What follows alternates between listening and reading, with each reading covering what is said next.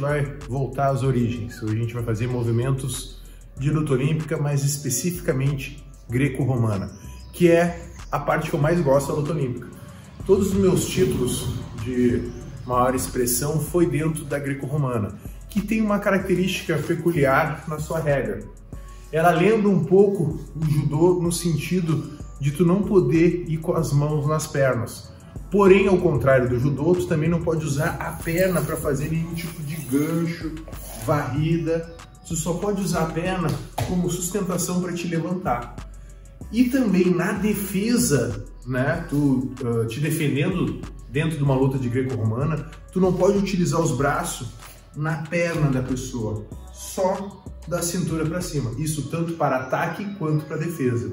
Então por isso que às vezes vocês veem posturas de luta na qual, dentro da luta olímpica, os dois estão mais de pé e no estilo livre as pessoas estão mais abaixadas. Por quê? Porque no estilo livre, como vale pegar as pernas, tu tem que estar mais abaixado para facilitar tanto o ataque quanto a defesa em relação às pernas. O que eu quero dizer com isso? Preste atenção no vídeo para ver essa diferença na questão de técnica e postura.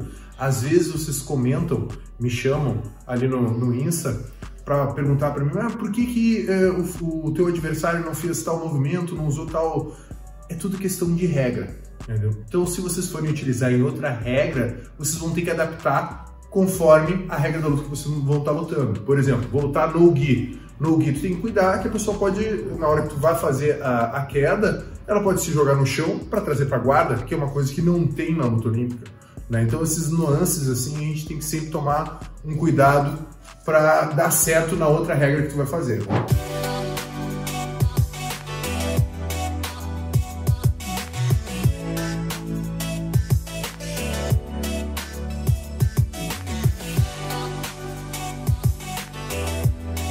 Bom, na greco-romana, a greco-romana a gente luta aqui. Por quê? Qual é o objetivo da greco-romana? Além da queda em si, eu conseguia passar para as costas dele, eu conseguia levantar ele abraçando e também empurrar ele, né? No sentido de jogar ele para fora da área. Então, na regra da greco, né, tem muita questão peito com peito, porque como a gente não pode fazer nenhum tipo de gancho, né, e também nem utilizar as mãos, fica mais confortável essa postura aqui, porque o meu ataque todo vai ser da cintura para cima. Então, sempre que vai ver numa luta de greco-romana, as pessoas, né, meio que tá se empurrando. Fazendo uma analogia assim bem, né, para fazer só uma figura de linguagem, lembra um pouco sumô, no intuito de tem um círculo, tem que jogar a pessoa para fora e tem muito empurrar. Claro que no sumô também tem as questões das varridas que mudam um pouco, mas só para fazer uma analogia para vocês entenderem mais ou menos. Então, nesse jogo de eu estar empurrando, uma das técnicas que é muito utilizada, né, para fazer os movimentos é o arm drag. Já que a pessoa está empurrando aqui, ó, tu usa o movimento para tirar ele da frente.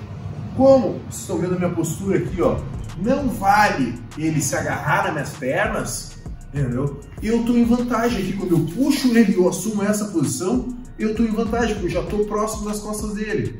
É claro que também, para mim fazer o ataque, eu também não posso utilizar, né, nenhum gancho.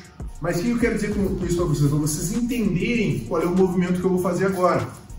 Então, quando eu estou lá com ele empurrando e eu faço o arm drag, eu vou entrar com a outra mão pela frente dele aqui, ó. Tá? Vou mudar o ângulo. Eu tô lá empurrando ele, fiz o meu arm drag, entrei com a mão na frente. A outra mão que estava segurando o braço vai vir por cima. E agora, ó, eu vou entrar com a minha perna por dentro da dele aqui, ó. Entrei por dentro.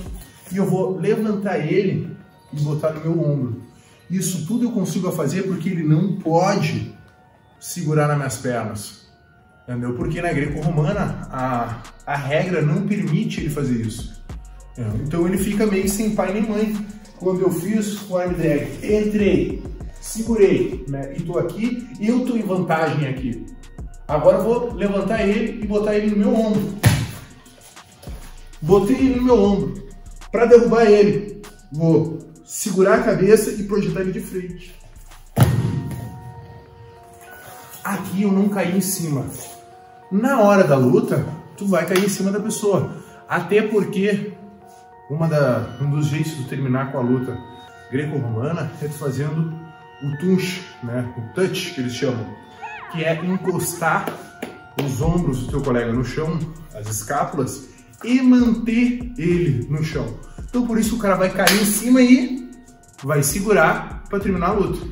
Entendeu? Vai segurar ali de 2 a 3 segundos, o juiz vai bater na lona, tu ganhou, seria a finalização da luta olímpica da greco-romana, encostar os ombros e manter no chão. Então por isso que tu vai acabar caindo em cima do colega e segurando. Então de novo, tô lá, movimentando, empurrando, entendeu? Senti, ó, que vou conseguir pegar esse movimento, ó. Entrei lá, já trouxe, ó. Entrei, já entro lá a mão, ó. Agarrei, trouxe ele, projetei, segurei. Lembre o que eu falei da questão da regra. Ele não pode segurar. Então por isso que eu consigo manter ele no meu ombro e ir pra frente. Aí vai ter alguém do no-gi que vai dizer, ah, mas se ele me põe no ombro, eu pego as costas dele e monto, entendeu? Só que isso não existe na greco-romana. Essas técnicas são específicas da greco-romana. Óbvio que se alguém vai tentar isso no no-gi, no jiu-jitsu, deve ter que fazer isso com muito mais velocidade e muito mais impacto para não dar tempo do teu adversário se dar conta disso e montar nas tuas costas, botar o gancho. Então agora o movimento um pouco mais real.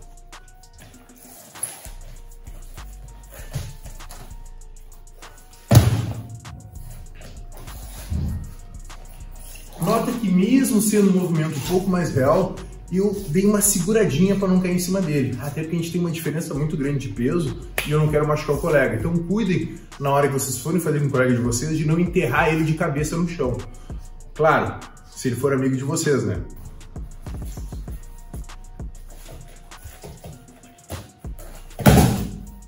Seguindo a linha dos movimentos próprios para a greco-romana, nós vamos fazer agora um movimento de uma cinturada. Lembra muito o teguruma do judô, só que o teguruma sem botar a mão no meio das pernas. Também agora é uma técnica que até mais adiante eu vou passar para vocês, que ela cabe muito na regra atual do judô. Por quê? Porque na regra atual do judô também não vale tu pegar com os teus braços a perna dele para atacar. Então, nós estamos lá no movimento de clinch, eu vou passar para as costas dele. Passei, quando eu cheguei aqui, eu vou abraçar o tronco dele. Aí vocês vão dizer para mim, ah, mas ele pode fazer gancho aqui. Não, não pode, na greco-romana não pode. Então eu vou abraçar ele bem, segurar no ilíaco dele, que é esse ossinho do quadril aqui. Quando eu segurar, eu vou dar um jogo de quadril para frente, né? Vou jogar todo o meu quadril para levantar ele e vou passar as pernas dele pro lado. Então eu levantei, passei pro lado. Quando eu passei, eu quedei. Vou fazer esse movimento contínuo, que é difícil fazer ele parado.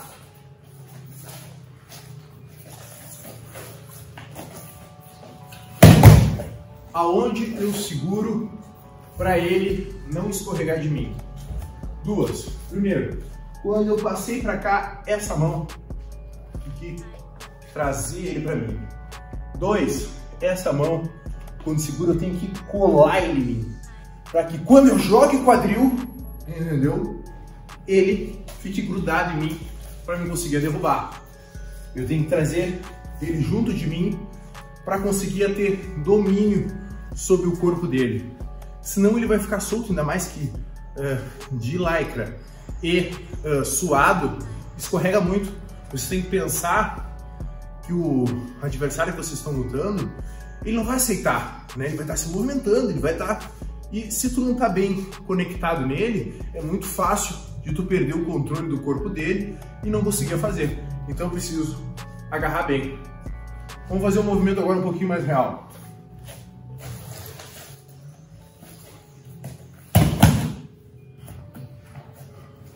Nota que eu abraço junto com o quadril, eu puxo a cintura dele para que as pernas dele passem para lá. Antes que vocês perguntem, ah, mas ele não podia travar fazendo gancho?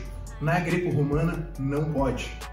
Eventualmente, tá passando e o meu pé bater nele, é uma coisa. Eu intencionalmente fazer um gancho tipo um outigari, botar a perna na frente meio que um osotogari, ou tentar virar o quadril que nem um haraigoshi, não pode.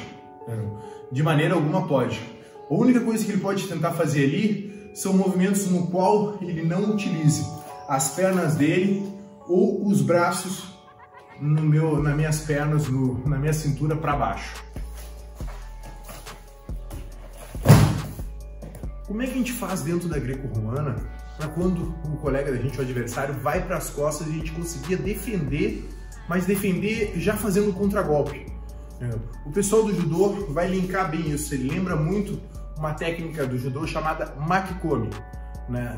Tem características muito parecidas. Bom, eu tô lá lutando com o meu colega e ele fez um movimento de ir para minhas costas, ele levantou, pá! Aqui o que eu faço? Eu tô meio perdido, porque eu não posso usar a minha perna para nada, nem um pouco os braços na perna. Mas se vocês repararem aqui, ele me deu um apoio. Entendeu? Ele me deu o apoio do braço dele, porque ele tá me puxando aqui, porque ele quer me grudar para me derrubar. O que eu vou fazer? Eu vou abraçar. Abracei agora, ó, o meu quadril, eu vou passar para lá. Vou fazer isso e já vou me ajoelhar no chão. Quando ele vai para minhas costas, eu posso inclusive antever esse movimento. Ó. Vim, eu jogo todo o meu quadril, ó. Tô com a bunda lá fora. Agora eu vou me ajoelhar puxando ele. Esse é um movimento que, para funcionar, eu tenho que estar muito conectado nesse braço dele aqui, ó. Porque não vai ser raro, se eu não estiver conectado, eu me jogar, de eu ficar sem braço nenhum. De eu acabar eu só caindo no chão, sem estar com ele conectado em mim. Eu tenho que fazer essa conexão, além de abraçar, rolando com ele. Grudo ele na minha axila e rodo com ele para forçar ele a fazer o rolamento. Então, grosseiramente, né, sem ele fazer movimento nenhum, ele vai ficar com as pernas paralelas, para vocês entenderem. Eu me abracei no braço dele e eu virei totalmente de lado para ele. Agora, ó, eu vou caindo e eu vou trazendo ele. Vou puxando ele aqui. E aí, claro, faço o movimento. Se for na regra de greco-romana, eu não posso segurar a perna. O que eu posso fazer é segurar o quadril. Seguro aqui, seguro o quadril. Entendeu? Mas eu não posso, de maneira alguma, segurar as pernas dele. Agora a gente vai fazer um movimento um pouco mais real dessa técnica, que ela serve também como contragolpe. Posso fazer ela direto? Até pode, mas ela fica melhor como contragolpe.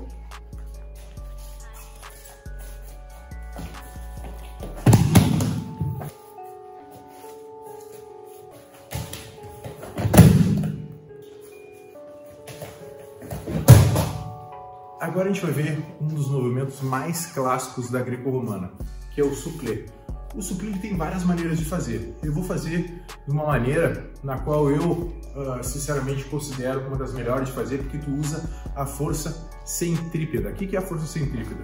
Vocês pensem, aqui no Rio Grande do Sul tem uma arma que se utiliza também para pegar boi, que se chama bolhadeira. O que é a bolhadeira? Nada mais é do que uma corda ligada a algumas pedras que o cara gira e joga nas pernas do bicho ou da pessoa, e aquilo se enrola e a pessoa acaba caindo.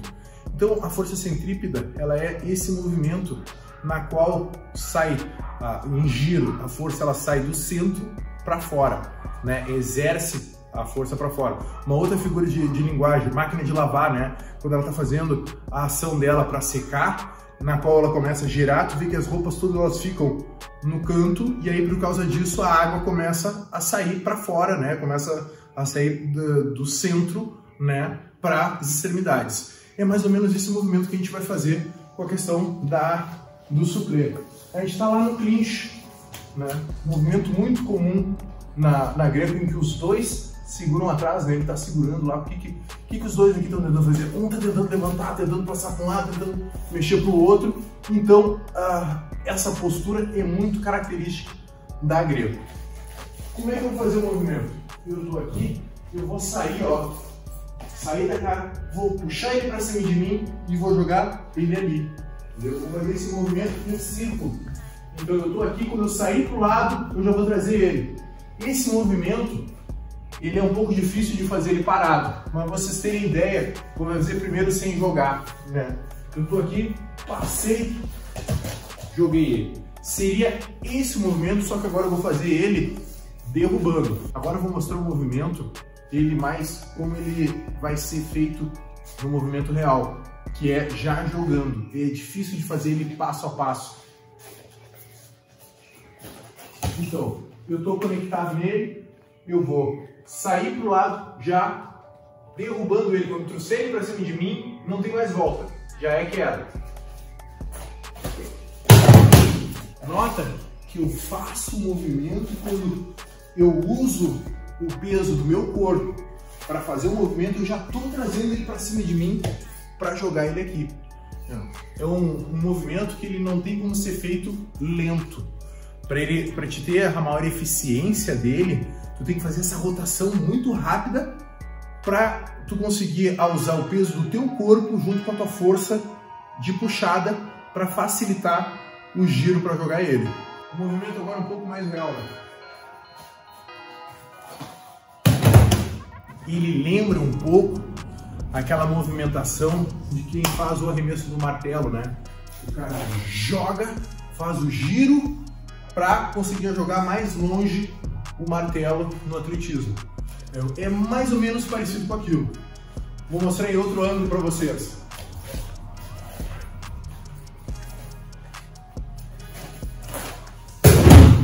A ideia é sair em rotação para auxiliar a jogada do corpo do adversário no solo.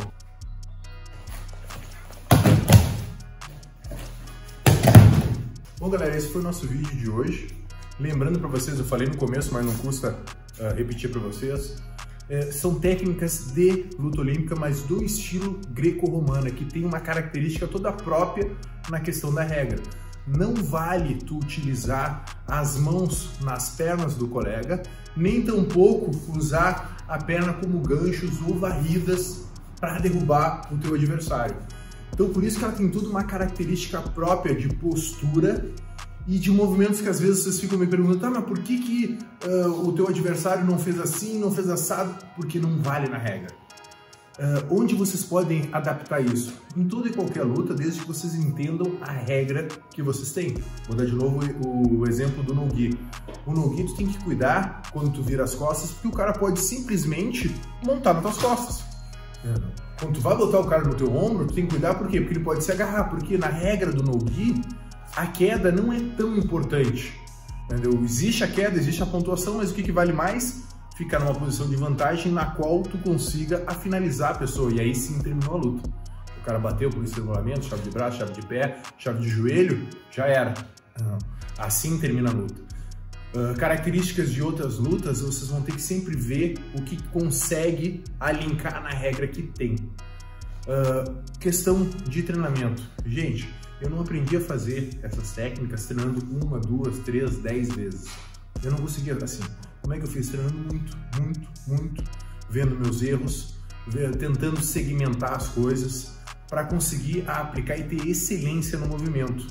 O que faz tu conseguir exercer a técnica numa situação real de luta é tu ter a prática, fazer várias e várias vezes, em movimento, parado, no teu jogo. Eu não sei como é que é o teu treinamento, mas no treinamento que eu dou para as pessoas aqui na minha escola, primeiro a gente faz parado, depois a gente faz em movimento, para frente, para trás, para um lado, para o outro, para depois começar a fazer em movimentos de luta, que movimentos de luta não necessariamente é robótico, né? A pessoa não fica andando para frente ou andando para trás, né? Não é uma coisa assim fixa.